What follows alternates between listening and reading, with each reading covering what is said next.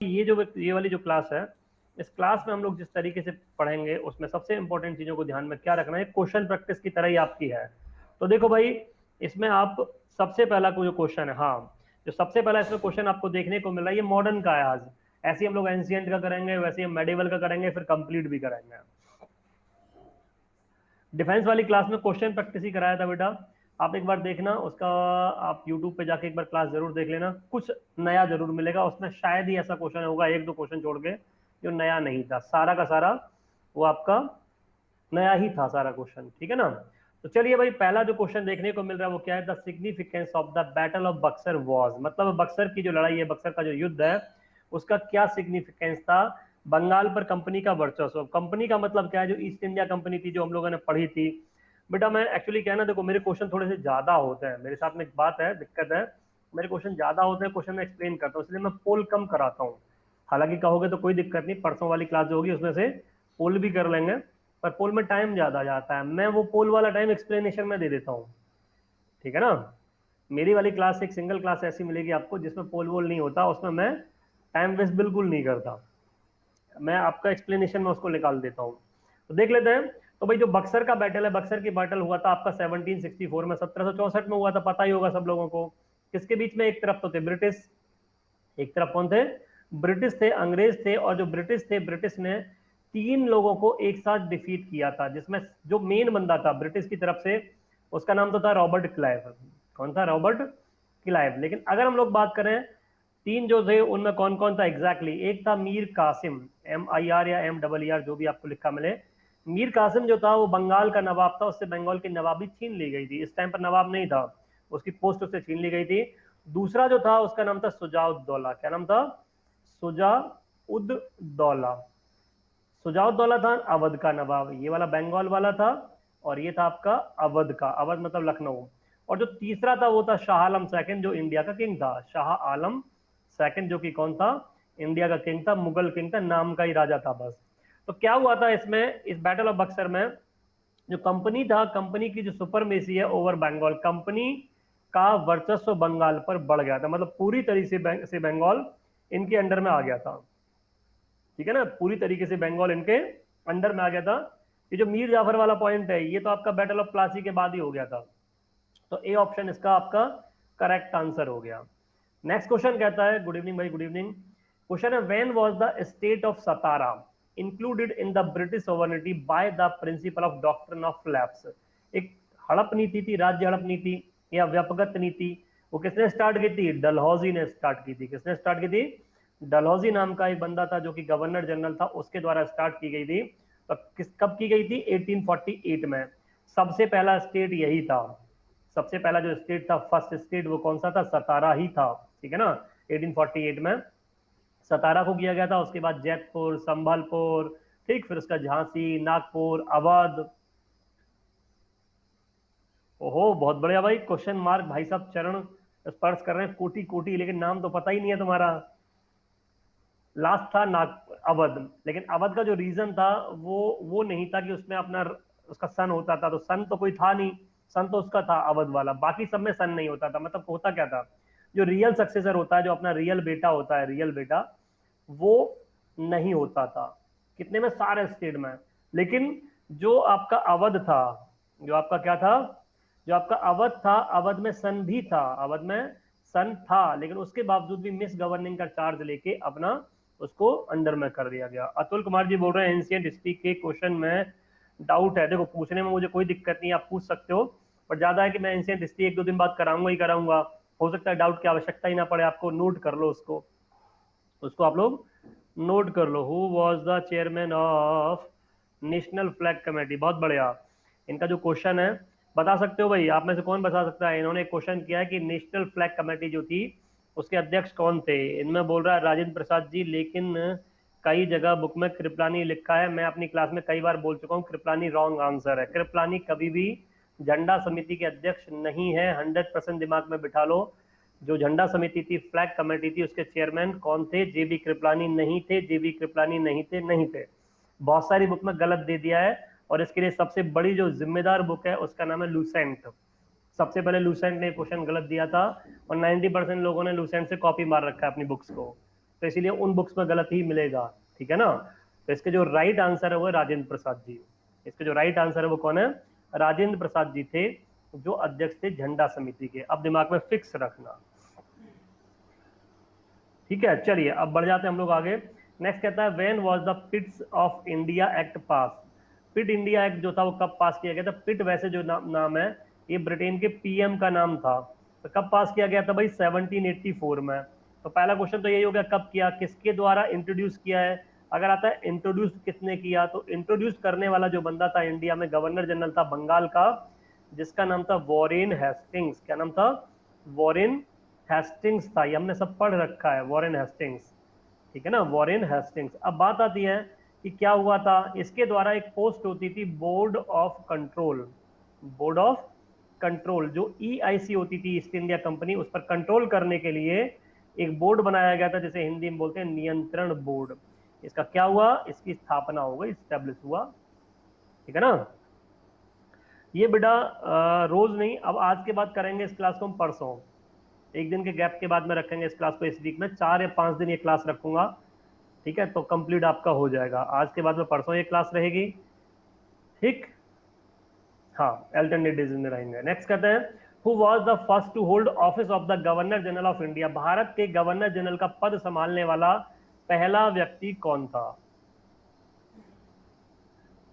देखो बेटा, अगर बीच बीच में ऐसे क्वेश्चन डालते रहोगे तो कष्ट रहेगा, फिर ये क्वेश्चन हम नहीं कर पाएंगे। फिर भी अगर तुम कहते हो तो मैं बता दूंगा उन क्वेश्चंस को, ठीक है ना। हाँ जी, तो कौन है भारत का जो पहला गवर्नर जनरल है, उस बंदे का नाम है लॉर्ड विलियम बेंटिक। यही कौन है, यही है आपके last governor general of Bengal, last governor general of Bengal. बाकी काम करना, जो डाउट है ना उस पर हम लास्ट में बात कर लेंगे। आपको जो डाउट है उस पर हम लास्ट में बात कर लेंगे, पहले हम सॉल्व कर लेते हैं, बेटर ऑप्शन है, ठीक है ना। तो last governor general of Bengal आता है, वो आपका कौन है, Lord William Bentinck. First governor general of India बोल रहा है, तो वो भी कौन है, लॉर्ड विलियम बेंटिक। रॉबर्ट क्लाइव जो है वो आपके हैं first governor of Bengal. Robert Clive कौन था, first governor of Bengal. Warren Hastings कौन था, last governor, last governor and first governor general, and first governor general of Bengal, ठीक। तो ये मेन पॉइंट ध्यान रखना। उसके बाद में लॉर्ड कैनिंग जो होता है last governor general of India और फर्स्ट वाइसरॉय ऑफ इंडिया। निम्न में से कौन भारत आने वाला पहला यूरोपीय था। Who among the following was the first European to come to India. Bharat में सबसे पहले कौन आए थे भाई, सबसे पहले आए थे पोर्चुगीज या पुर्तगाली। सबसे पहले पोर्चुगीज थे, तो फर्स्ट तो ये हो गए। दूसरे नंबर पे डच हो गए, तीसरे पे ब्रिटिश हो गए, चौथे पे डैनिश हो गए, डेन या डैनिश, ठीक। पांचवा जो था, पांचवे पे फ्रेंच हो गए, और 6 नंबर एक आता है स्वीडिश का। एक 6 नंबर कभी कभी आता है स्वीडिश का, बट रेयर आता है, रेयर, ठीक है। तो पहले कौन है, पोर्चुगीज, फिर है आपके डच, फिर है आपके कौन, ब्रिटिश, उसके बाद में कौन आता है, डैनिश, फिर फ्रेंच, फिर स्वीडिश। ये इसका सीक्वेंस रहता है। नेक्स्ट क्वेश्चन है who among the following discovered the cape route. Cape route या केप ऑफ गुड होप इसको बोलते हैं, केप ऑफ गुड होप, जिससे होकर ये लोग आते थे, अफ्रीका से लगा हुआ जो रास्ता है केप ऑफ गुड होप, उससे आते थे। उसको हिंदी में बोलते हैं आशा अंतरीप। क्या बोलते हैं, आशा अंतरीप। ध्यान से क्वेश्चन को देखो, मैं ये नहीं बोल रहा कि उस रास्ते से कौन आया था, मैं बोल रहा हूँ खोज किसने किया है, डिस्कवर किसने किया है। यस, गूगली हो गई, गूगली क्वेश्चन जरूर आता है मेरी क्लास में, आपको याद है। तो वो कौन है, बार्थोलोमेव डियास, इसने खोज किया था इसका। कौन था, बार्थोलोमेव डियास। यूज करते हुए इंडिया जो पहुंचा है वो ये है, इंडिया ये पहुंचा है, इंडिया तक ये आया नहीं था, ये इंडिया तक नहीं पहुंच पाया था, किनारे से ही वापस चला गया था।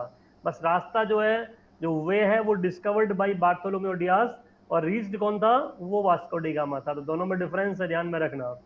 नेक्स्ट क्वेश्चन जो आता है, अच्छा ये मैंने आपको उसमें भी तो बताया था, ये मैंने आपको वर्ल्ड हिस्ट्री जो पढ़ाई थी वो उसमें भी तो मैंने बताया था। ये कोलंबस है, कोलंबस है ना, कोलंबस वो है जो कहाँ गया था, अमेरिका। लेकिन अमेरिका का नाम, जो अमेरिका पड़ा है वो इसके नाम पर पड़ा है, अमेरिगो वेसुपी के नाम पर। नेक्स्ट क्वेश्चन कहता है भारत में निम्न में से कौन सा पुर्तगाली गवर्नर था जो साम्राज्यवाद की नीति पेश करता है। Which of the following Portuguese governor in India was introduce the policy of imperialism. इसका मतलब क्या होता है, इसका सिंपल मतलब होता है बहुत सारे एरिया को अपने अंडर में करना, बहुत सारे इंडिया को अपने अंडर में करना। ध्यान से सोचो, ध्यान से, वो बंदा है जिसने, जो real founder of Portuguese empire कहा जाता है, जिसने गोवा को अपने अंडर में किया था, तो वो कौन था? Alfonso de Albuquerque. कौन था? अल्फांसो डी अल्बुकर्क था। ठीक है ना। नेक्स्ट क्वेश्चन है, which of the following Portuguese governor in India was captured who captured Goa from the ruler of Bijapur. Bijapur के राजा से, बीजापुर आजकल कर्नाटक में है, पहले बीजापुर के अंडर में ही कौन सा होता था? गोवा भी होता था। तो उससे गोवा छीन लिया था किसने? इसने। किसने छीना था? अल्फांसो डी अल्बुकर्क ने। ईयर था 1510। और जो बीजापुर का किंग था उसका नाम क्या था भाई, बता सकता है आप में से कोई? जो बीजापुर का किंग है उसका नाम क्या है? हाँ, उसका नाम था अब्दुल या यूसुफ आदिल शाह। या तो लिखा मिलेगा अब्दुल या फिर यूसुफ आदिल शाह। आदिल शाह, ये ध्यान में रखेंगे। ठीक है बेटा। और ये जो था आपका गोवा, गोवा आपका 1510 में, 1510 में जीता गया। 1530 में क्या बन गया?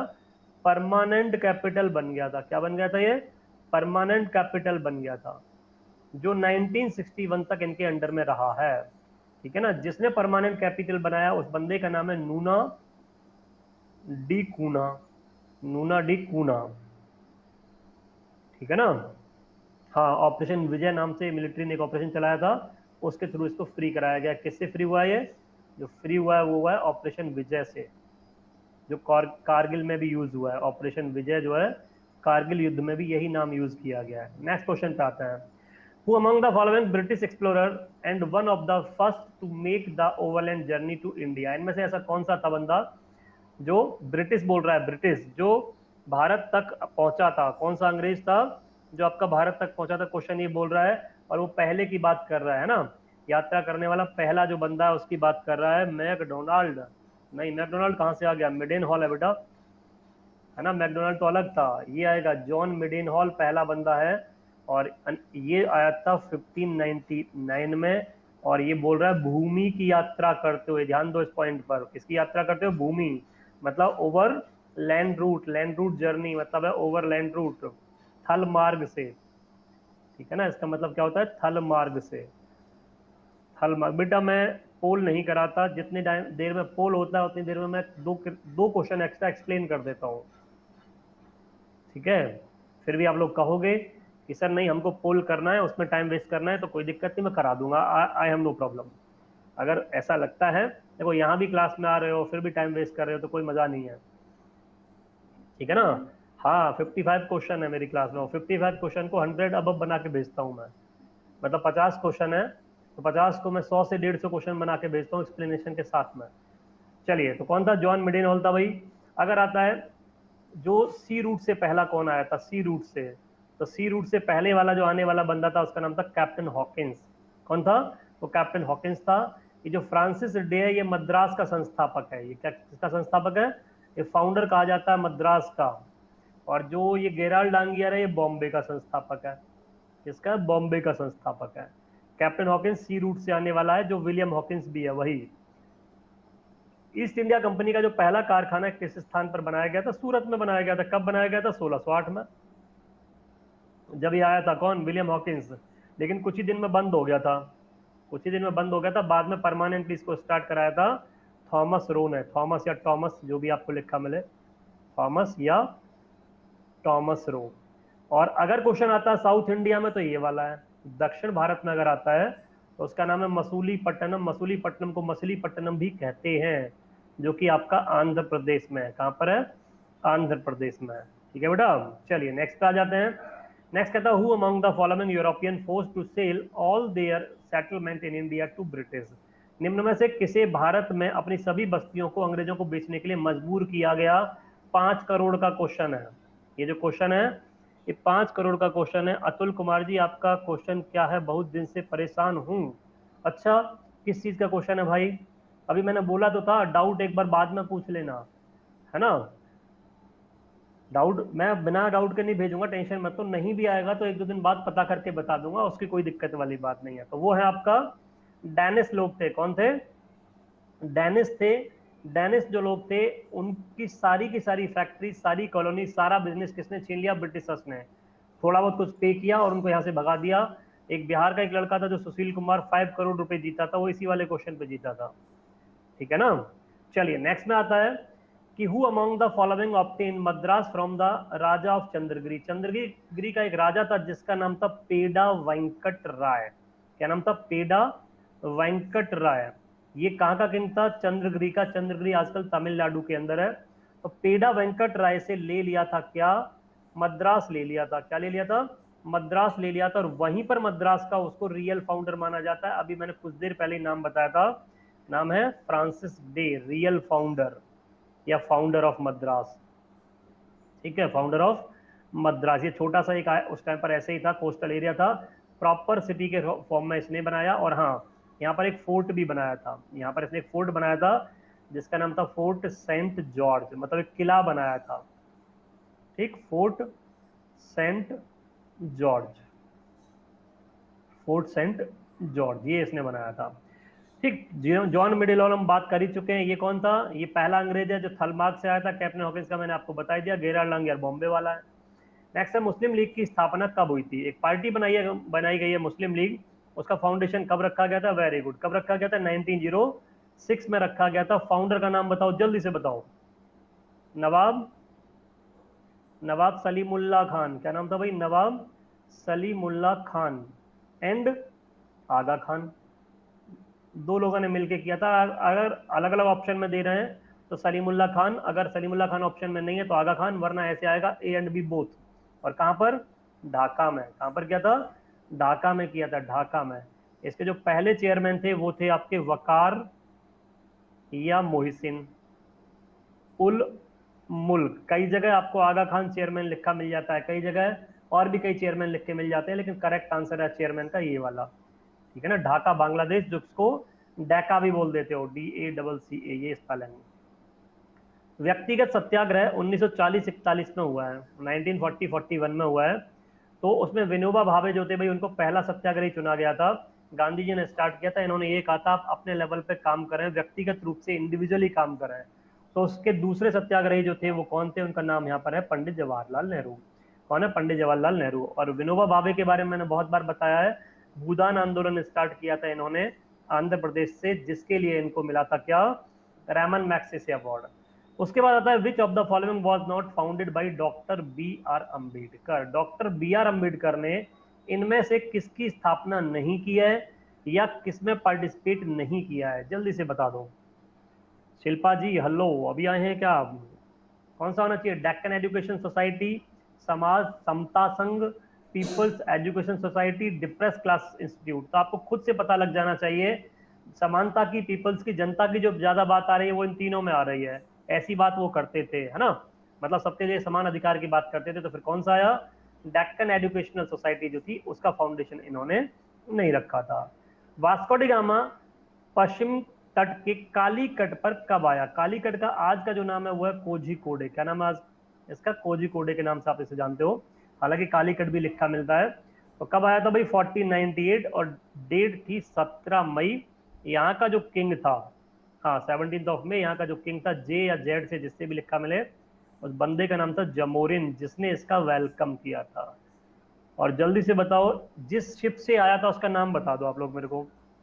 ये बंदा जिस शिप से आया उसका नाम बता दो, जल्दी बताओ। जिस शिप से, जिस जहाज से आया था उसका नाम बताओ। हाँ वेरी गुड, उसका नाम था साउ डी गैब्रियल। क्या नाम था? साउडी गैब्रियल, ये इसका नाम था। नेक्स्ट है, वास्को डी गामा का कालीकट में किस शासक के द्वारा, किस किंग के द्वारा स्वागत किया गया? Vasco D gamma was welcomed in Calicut by which of Indian ruler? अभी अभी बताया मैंने आप लोगों को, जमोरिन था। कौन था?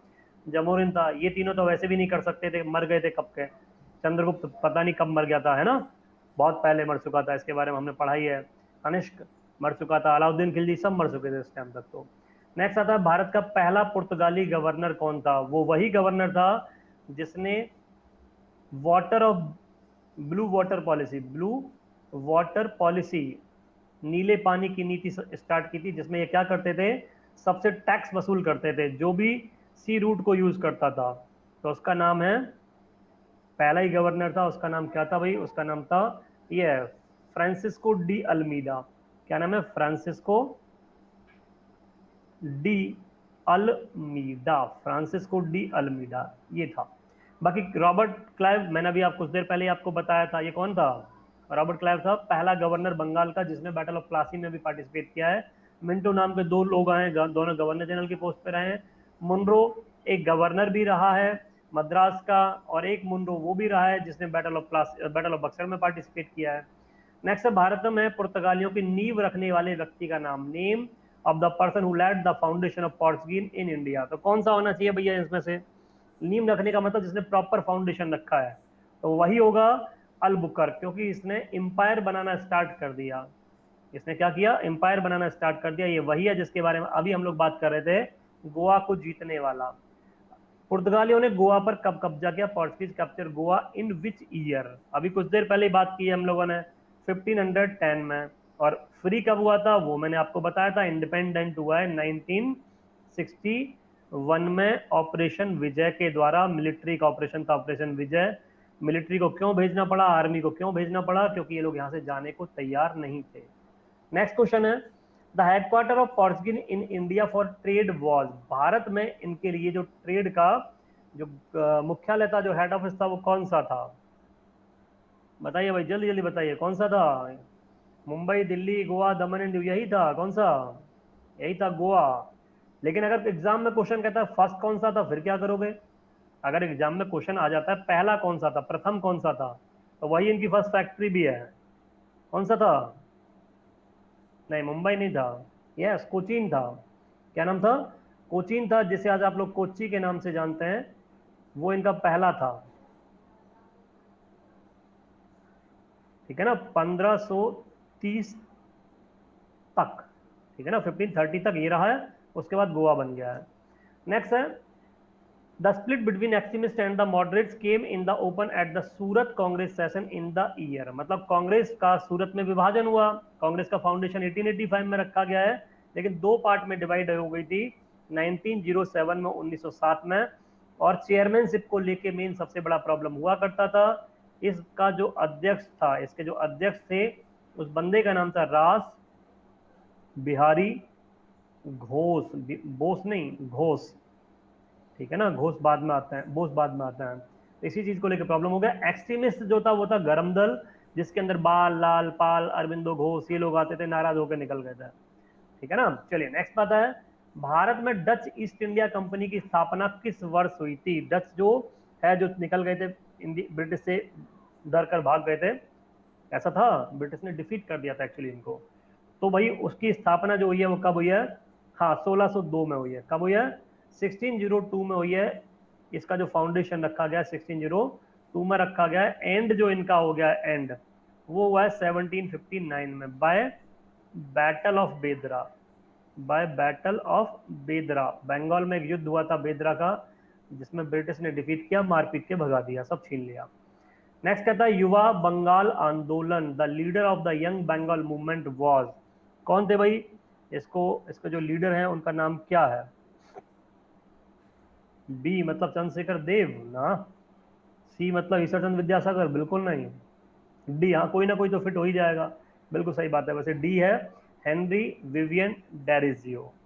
ब्रिटिश थे वो, मेनली मूवमेंट एजुकेशन से रिलेटेड ज्यादा चलाना चाहते थे, उसी पर्पज से उन्होंने काम किया था। नेक्स्ट है, भारत में ईस्ट इंडिया कंपनी की जो स्थापना है वो कब हुई है? ईस्ट इंडिया कंपनी का जो फाउंडेशन रखा गया है, तो 1600 में हुआ है भाई, लेकिन 1600 में इन्होंने अपने देश में रखा था। ठीक है ना, अपने देश में। भारत के लिए जरूर है, लेकिन अपने देश में। इंडिया जो आए हैं, अगर ईस्ट इंडिया कंपनी वाले इंडिया में फर्स्ट टाइम जो आए, तो वही है 1608, विलियम हॉकिंस। एंट्री कब हुई है? वही है, विलियम हॉकिंस आया था 1608 में। नेक्स्ट क्वेश्चन है भाई, क्या कहता है, कैप्टन हॉकिंस को किस न्यायालय में व्यापार की, न्यायालय नहीं होना चाहिए, राज दरबार होना चाहिए, राज दरबार में व्यापार की अनुमति प्राप्त करने के लिए भेजा गया था? Captain Hawkins was sent to which court to get permission for trading? मुझे पता था आप लोग सब सी ही बोलोगे। जो बाकी जिनको समझ पड़ गया क्वेश्चन, उन्होंने डी कहा है, वो ठीक है। जिनको क्वेश्चन समझ पड़ गया है, उन्होंने अकबर कहा है। डी कैसे ठीक है? ये बोल रहा है भेजा किसके लिए गया था? ये जो बंदा था विलियम हॉकिंस या कैप्टन हॉकिंस, ये मिलने के लिए आया था अकबर से। अकबर भाई साहब की डेथ हो चुकी थी, इसको पता ही नहीं था। बाद में मुलाकात किससे हुई? मीटिंग इसके साथ में हुई। ठीक है ना, मीटिंग किसके साथ में होती है?